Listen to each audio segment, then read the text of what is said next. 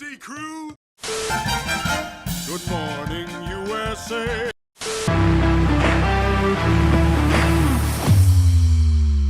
Good morning, sports fans. I'm Cameron. And I'm Thomas, and today we got a great episode of Good Morning Sports Fans. I mean, we got more football as usual, we got some more baseball, we got a recap of the boxing card from last week, but this time we got a new Premier League segment, and you guys should really look forward to that because it's going to be great. Yeah, but first, before we start, I got to hit you with the morning question. Of course you do. What's the most important part of your morning routine? The most important part of my morning routine, I think it's got to be doing my hair. I mean, I take pride in this. I've been having longer hair since like 7th grade, and it's just been like clockwork for me, making sure it has the right swoop. Sometimes it doesn't, and I wear a hat because I just can't get it right. Yeah. How about you, though?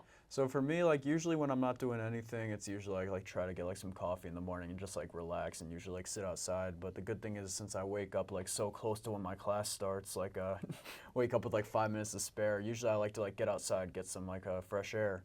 But since I'm walking to my class, Right. It's like perfect. Totally get it. Well, anyways, we got a great show for you, like I just said, and we're going to throw it to Eric and Sophia first for some college football. Alrighty, thank you, Cam and Thomas. You know, another week in college football.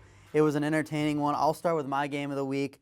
I had LSU versus South Carolina. It was just an entertaining game all around, 36-33. South Carolina loses on a heartbreaking missed field goal, but it was still it was tainted by refs and injuries. You had the South Carolina starting quarterback, Lenore Sellers. He goes down with an injury at halftime, so they're playing with the backup, and they hang around in the game and they stay on top. And then the refs take away some chunk plays. They take back 2 pick sixes throughout the game. It just feels like a game that South Carolina is going to walk away with confidence, but still feeling like they should have won. And LSU is going to be kind of taking that sigh of relief. What was your game of the week, Sophia? So my game of the week was UNLV versus Kansas. And as I brought up last week, UNLV has looked strong. So that win against a previously ranked team was really good for them. The final score was 23-20. And in the coaches' top 25 poll, they're now ranked 25th. And even though that doesn't figure into the official ranking, it does start to help to build their profile. They received 54 votes this week into the AP poll, so they're starting to be recognized. Syracuse and Boise State are both receiving more votes than them, but UNLV has upcoming games against both teams at home, and that will definitely, or could help them continue to add to their record. It was overall a memorable game. 2 points stood out to me. In the third quarter, there was a fake injury by UNLV defensive end Antonio Doyle Jr., and that resulted in a penalty flag on Kansas, and it ended up being a false start call. In the fourth quarter, UNLV had a fumble, and 6 Kansas men went to jump on the ball, but it was pushed back into the hands of the UNLV running back, and that ended up in a 9-yard gain for them. So, Eric, what would the playoffs look like this week? Yeah, so playoffs this week, there's no new teams in or out of the playoffs, but something kind of big to note is that Texas is now that projected SEC winner. They are now the top dog in the college football playoff if it were to start today. Also, Missouri and Tennessee swap places, so Missouri would be traveling to Tennessee. That'd be a tough game if they had to go there. And Oregon would now go to play Ole Miss, and Penn State would now be playing Georgia now plays NIU, and Penn State would now go to Tuscaloosa, Alabama. And that'd be another tough game for them as well. And then kind of looking at the top 12, you know, it is still just a hypothetical top 12. These aren't the top 12 overall teams. Sadly, USC gets left out of the playoff in this situation. But, you know, Texas is kind of my favorite moving forward. You know, Miami, projected ACC winner. They're a fun team this year, but I think the ACC is still wide open. You've got Utah staying undefeated, even with a freshman quarterback. You got Alabama, number 3 team in the AP poll. I still personally have questions, but they looked pretty dominant this week. And then NIU, they keep that group of 5 spot. And if they have a good record and win the MAC, they could get in. But there are some other group of 5 conferences kind of creeping up and showing that they have some good teams. What are some teams that stand out in that top 12 for you? Yeah, definitely Miami's standing out. They're averaging 53 points a game, and they're a very strong team, so that's definitely a favorite to win the rest. They are the favorite to win the rest of their games this season. That puts them in good position to stay as the ACC winner. Ole Miss also looked really strong last weekend. Their quarterback totaled 377 passing yards in their game against Wake Forest. So it's very hard to stop their offense. I was also looking at Tennessee, who's coming off a 71-0 dominant win over Kent State. Each of their wins this season have been by 35 points or more, so it'll be interesting to see how they play against a ranked Oklahoma team this week, and that will be their first ranked matchup of the season. Yeah, are there any teams you see maybe kind of falling out of the top 12? Any teams maybe you see jumping into the top 12? Yeah, I mean, I definitely agree with you. I could see USC coming into the top 12. Both Oregon and Penn State, I could see falling out. Penn State is coming off of a bye week, so hopefully that they've got some more practice in and can come back after that near loss against Bowling Green. Yeah, I know that game kind of left a bad taste in my mouth. I still think that number 12 spot is way up for grabs. And then, of course, you've got the Big 12 and the ACC, which kind of look like wide open conferences. And who knows, maybe someone sneaks into that Big 10 or at least gets ranked high enough to get an at-large bid. All right, that's all for us this week for college football. We're going to send it over to Mikey and Cedric to talk about the fights that happened this past weekend. This past Saturday at the T-Mobile Arena in Las Vegas, Canelo Álvarez defeated young gun Edgar Berlanga by unanimous decision. Mikey, I think the fight lived up to all the hype, don't you think? Not too much. You know, I was expecting a knockout, definitely expecting the win. No way Canelo loses during the weekend of Mexican Independence Day.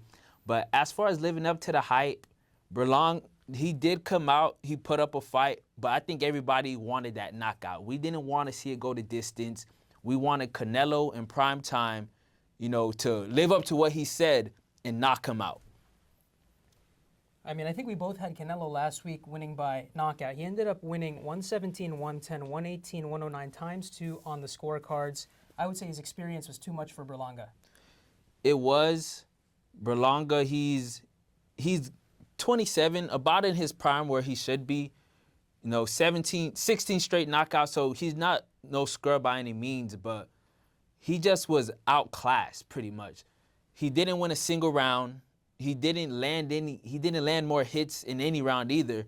So Canelo's experience really just showed in that fight and just why he's the super middleweight king. And I think it all started in round 3. A picture-perfect left hook drops Berlanga on the canvas. What did you think of that shot? That shot, my goodness. I thought it was over for him, right? I didn't expect him to last much longer after that left hook, but he did. So kudos to him. He's definitely got grit, and, you know, he definitely came in with a plan as well. I feel like he kind of tried to imitate what Dimitri Bivol did in his fight against him, but he just doesn't have his skill set, of course. So kudos to him nonetheless for just stepping in the ring and just giving him a tough shot. So how about you? What did you think about that shot? I thought it landed flush, and it was about as perfect as you could throw a left hook in the sport of boxing. Just about as good as you could get right there. Next up on the table for Canelo, David Benavidez apparently is still not on the cards. They're looking at Terrence Crawford, or better yet, a rematch for the undisputed light heavyweight championship against Dimitri Bivol. Again, that's Canelo's last loss. Bivol fights next month in Saudi Arabia against Artur Beterbiev, all 4 light heavyweight belts on the line. Do you have any prediction for Bivol versus Beterbiev? I actually don't think we see either of those fights, because we talked last week a bit about Canelo ducking, and he's even said in recent interviews that he had no comment about a fight against Terrence Crawford, but he was intrigued by a fight against the likes of Conor McGregor or Jake Paul. So I think what we're seeing from Canelo now is what Mayweather is doing now post-retirement. Just those exhibition-like matches. He's just fighting for a bag pretty much, but low-stake, high-reward fights. I don't think Canelo wants to fight a Bivol again or Benavidez simply for the sake of his legacy. He doesn't want to risk too much, especially that he's like sort of nearing the end of his career. But maybe we could see a fight against Caleb Plant so he could get that undisputed again. But, you know, that's something he's already done. I don't see him doing it again or feel the need to do it again. But I don't see him fighting neither one of them. And it's interesting, the tactics throughout the fight. Berlanga tried some showmanship in there, raised his fists halfway through the fight, trying to get the crowd going. Didn't work out in his favor. He did everything he could to throw Canelo off his game, and yet at the end, it's nothing but love and respect.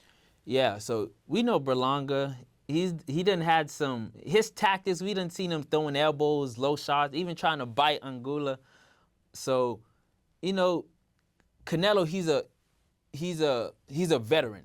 So tactics like that won't face him. But, you know, they're both of Hispanic descent, So it's going to be all love in the ring, of course. So that wasn't no surprise to see at all. And you know what? Canelo gave him props after the fight. He said he did good. Said he did good. And another fight I want to talk about was the co-main event. Lara and Garcia. You know, Lara won that fight, stoppage in the corner. Garcia pretty much quit. And then he took to Instagram with some excuses. It just put a bad taste in my mouth. You know, it was already a catchweight fight. You weren't fighting at 160. You pretty much quit, and then you come out on Instagram with some excuses. I didn't like that at all. And Danny Garcia's dad, his trainer, has been known for talking trash throughout his career. So.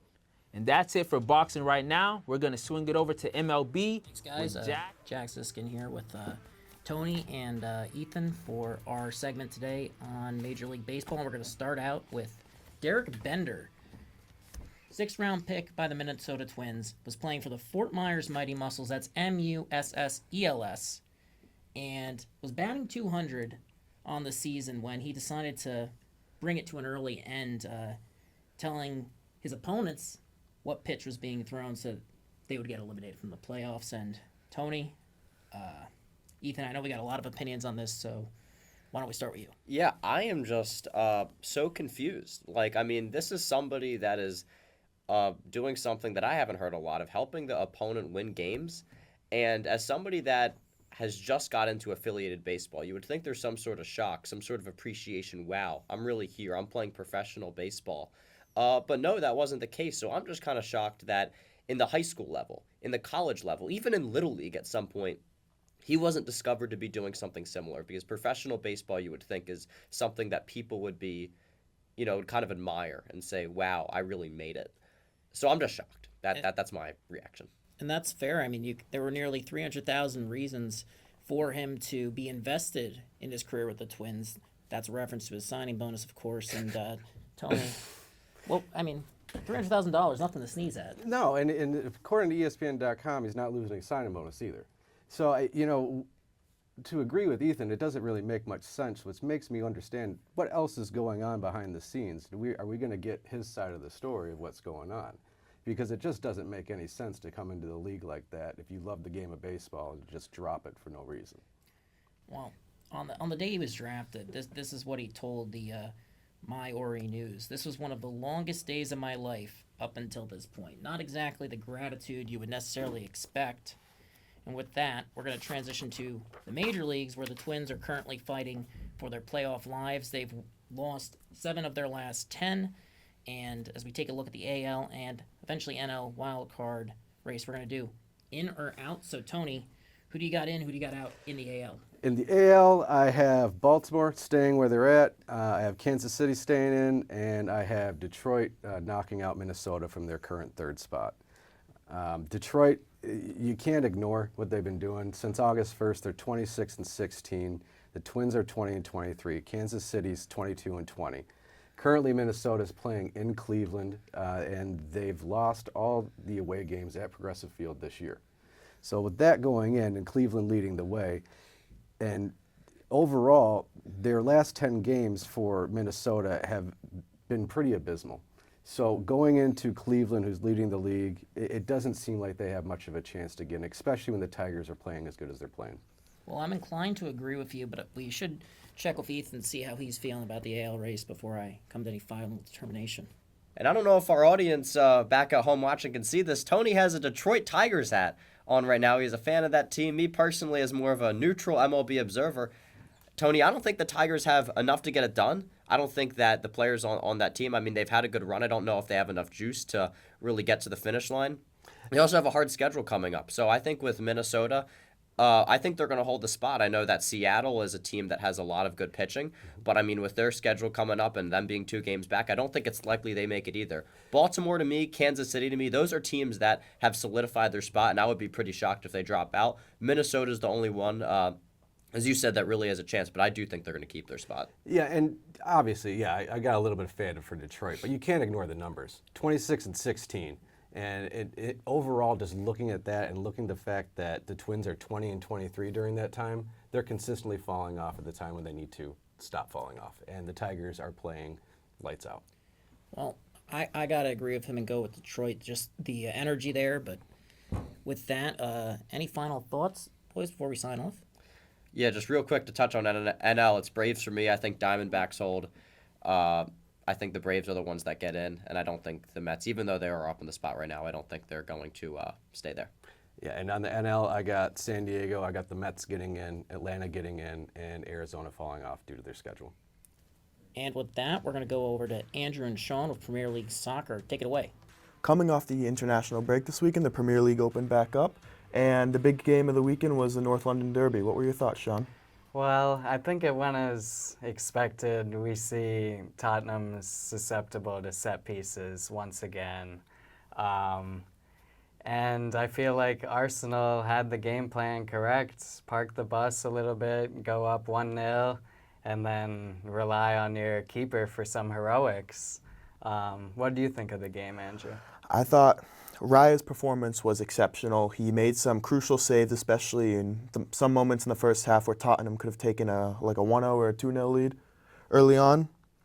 And that's corner goal from Gabriel was beautiful. And I think Vicario has got to come out on that. We're seeing keepers nowadays back off in the box on corners. In the old days, they would come out for those balls. As they actually have protection from the ref, they're able to jump into those people, and they can't hit the keeper. And that's an issue that hopefully Vicario can fix for the Spurs next week. In my game of the week, I had the Aston Villa versus Everton game. What were your thoughts on that? So I have a friend that absolutely loves Aston Villa, and I know Andrew does as well. I was really impressed with Duran coming on as a sub once again and scoring just an absolute wonder of a goal. I was sitting in bed and I saw Duran strike through this ball and immediately jumped up, something I'm becoming quite accustomed to now with Duran doing that the past 3 weeks, if I'm not mistaken. And really well played by Villa. Once again, Everton just collapsing after going up 2-0. What did you think of the game? I think that this is showing a flaw in Sean Dyche's game plan for Everton, as this is now 2 weeks in a row where they have been up 2-0 and they have managed to blow a game. While Villa is a better team than them, I think they were a better team than Bournemouth, and they should have been able to take advantage of that game, and that's going to hurt them. But Ollie Watkins finally showed up. In his first 3 games. He had 0 GA, and he was unable to create any shots on target in any space. But this week he looked back. He was nice with his touches. He had a nice one-touch shot that was close, but Pickford's just Pickford. And I think for Everton, Pickford needs more help on that team. In the Premier League, we also had a big loss for Liverpool, who might have seen their title hopes dwindle down right away with a loss at Anfield to Nottingham Forest for the first time ever. Yeah, so obviously I saw like big reactions regarding this game, but dare I say there were bad games under Klopp as well, even at Anfield. So I don't think this is reason for Liverpool supporters to worry. A 1-0 loss where they had opportunities and Hudson-Odoi cuts in on that right foot. While it's not a great result, I don't think that they should be in panic. What do you think, Andrew? Yeah, I would agree. I mean, it's only their 4th game under a new regime, as Klopp was their manager for about over 10 years. So getting accustomed to a new play style is a big part, and they should be able to get back into form. In big news this week, Manchester City yesterday started their trial for the 115 charges against them. How do you think this will impact, and how do you think this will go out? So this is something I'm like not too well informed about, but it seems like City over the years has constantly been faced with charges and speculations of rule breaking, and like nothing ever seems to happen. So I could be mistaken. I think this will probably be similar, but I'd love to hear what you think, if you think there will be some... Yeah, I don't think there's enough information to go after them. I don't think you can prove anything that was illegal activity, and I think this is just showing more of the corruption of the Premier League for clubs like Everton, who have recently lost points in the last couple seasons because of this, along with Chelsea, and Aston Villa were forced to sell Douglas Luiz with this problem. So I think the financial fair play is really flawed right now. And lastly, We had a record-breaking game this weekend. Bournemouth and Chelsea, the most yellow cards in a game with 14 yellow cards. And overall, the yellow cards in this season are up about 20% from last season. What are your thoughts on this and how the reffing is going now? I'd say, like, the refs, they're doing pretty well. Obviously, they're going to be making errors, but I agree with you. Like, there's no reason for there to be a 20% increase, and some of it's just over, like, little punitive things. All right, now we're going to throw it to Cam and Carlton for a Week 3 preview in the NFL. Thanks, guys. And now we're going to give our games of the week. For me, I'm going to be a little bit biased. I'm going to go Eagles-Saints. Again, the Eagles had a tough loss this Monday night, but I think they're going to bounce back, but we're going to have to see how they bounce back against what's been by far the best offense of the week. But if I'm not being biased, I'll go Vikings-Texans. 2 undefeated teams, going head-to-head, good offenses, solid defenses. What are your thoughts, Carlton? I like those 2 picks, Cam. My game of the week is Ravens-Cowboys. The Ravens are currently 0-2, so this game is a must-win. You know, there's a lot of pressure on Lamar Jackson. Last year they had an AFC Championship appearance, and now they have an 0-2 start. It's not looking too good. And the Cowboys are coming off a tough loss to the Saints. I mean, they need to bounce back as well. But in my opinion, I think it's a must-win for the Ravens. Okay, and now we're going to throw it to Tommy, Teddy, and Leo doing a recap of Week 2 of the NFL. Thanks, guys. We're back talking more NFL football. We had a great slew of games this week, and one game in particular that I had my attention on, and Stacy as well, is the Rams-Cardinals game. Stacy being a Rams fan and myself being a Cardinals fan, if that is not obvious already. And I'm happy to say that the Rams got caught in the thicket this week. Arizona routed the Rams 41-10 in State Farm Stadium, putting on a great show for the home fans. Stacy's not able to join us today, but I'm joined by Leo and Tommy. Guys, what is your thoughts on this game? Was it a bad game for the Rams, or was it a good game for the Cardinals? I'll start with you, Tommy. I mean, it was definitely a good game for the Cardinals. It was the first time that the Cardinals had beat the Rams at home in a decade, so that's a big win for the organization. It was Marvin Harrison Jr.'s coming out party. Had 130 yards this week, after only having 4 last week, so that's been put to bed. And I think that Kyler's finally starting to settle in after last year, missing most of the year. Yeah. Expectations have, kind of not been there as high this year, but he's definitely leading the team. So I agree with that. What do you think, Leo? Apologies to Stacey in advance. I loved what I saw from the Arizona Cardinals. Definitely the best offensive performance that I've seen under second-year head coach Jonathan Gannon. Kyler Murray looked like his old self pre-injury. Marvin Harrison Jr., like you said, Tommy, great game from him. Definitely better than Week 1 in Buffalo. Overall, great showing from the Cardinals. I really hope that they can go far. I love this young team. And yeah, great game overall. Yeah, good win. Exactly. Kyler Murray is looking like his old self, running around and making plays on his feet, both in the air and on the ground. The run game looked great. Our defense looks like it's coming into true form with Dennis Gardak looking really solid, getting a few sacks out there. But we have a big challenge this week coming up, and the Rams, they're dealing with Cooper Kupp and Puka Nacua now being out, so it'll be a tough road for them. But guys, let's look at some other games from this past week. What are some other games that stood out to you, and what are the implications that you see going forward, even though it's early in the season, but as the season progresses? Yeah, no, I think that the main standout game this week was definitely the Saints beating the Cowboys 44-19. I don't think any expert, any analyst, anybody watching the games as a fan saw that the Saints were going to do what they're doing so far this season. They put up 91 points over 2 weeks of football. Their offense has been clicking on all cylinders. They might be the hottest team in the NFL. So I think that game definitely stood out to me. In the Week 1 win against the Panthers, the Saints didn't punt one time. And this week against the Cowboys, they put up 310 yards of offense in the first half, which is the most the Cowboys have ever allowed in a single first half of football in their whole history of being an NFL team. So I thought the Saints definitely, are going to be one of the teams to watch this week. And they've got a big matchup. So I think the Saints game. That's awesome. And you, Leo? Well, Tommy, you took the words right out of my mouth. I'm so impressed with how my Saints are doing. 15 drives in a row with a score. Definitely something I've never seen before under Dennis Allen. And thank you to Clint Kubiak for absolutely reviving this offense. Definitely a big change from what Pete Carmichael left us with for the past 3 years.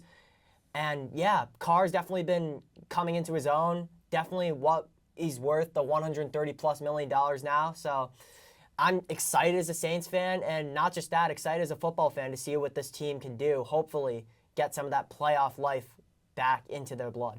Yeah, amen. And you mentioned the Saints 2-0. The Buccaneers are also 2-0. They had a big win at Ford Field against the Lions. Dan Campbell was saying that he partially feels responsible for that loss based on some coaching mistakes he made, but the Bucs made some great stops on 3rd and 4th down on their defense, even though they allowed a bunch of yards. But that's great for them, especially when a team drives into the red zone, to be able to make those stops. The Lions' defense is looking solid, though. Aiden Hutchinson with 5 sacks, so my Cardinals have a tough challenge next week to stop them. But what about that game last night, you guys, with Kirk Cousins on that game-winning drive? By the way, what were the Eagles thinking not running the ball?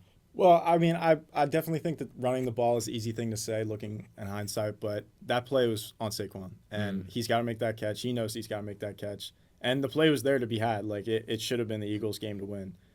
But like you were just saying about the Bucs, NFC South's looking really good. Yeah. Between the Falcons and the Bucs and the Saints, like, I don't think anybody was expecting that either. So I think that there's definitely going to be a lot of playoff implications when all these games start coming around. Absolutely. And Leo, what about the Falcons real quick? It hurts my soul, man. I hate to see the Falcons win, unfortunately, as a Saints fan, but Kirk Cousins is Kirk Cousins. He's been torturing the Saints for years. Whatever team he's on, that game-winning drive, love it. Love it from Kirk Cousins. I got to respect it. And unfortunately, the Eagles couldn't capitalize in the clutch. That's why I just don't think they're a top 3 team in the league anymore. They're not a good clutch team.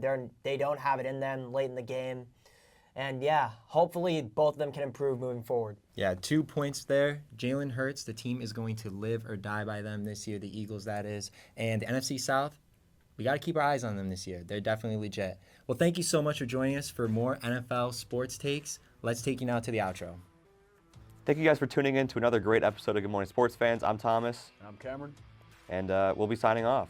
So for our outro question, name as many Super Bowl MVPs as you can in 30 seconds. Okay, so we're going to go with Mahomes. We're going to go Tom Brady. We're going to go Nick Foles. There is, who's the guy from the Seahawks? It wasn't Bobby Wagner. Smith. Yeah. I think it was Malcolm Smith. It was Malcolm Smith. Yep, he had that great game. Von Miller for the Broncos in Super Bowl 50. We got, I think Peyton won when he won with the Colts in 06. Drew Brees won an MVP in 09. Aaron Rodgers, Ben Roethlisberger, Kurt Warner. Great. Cool. That's the episode.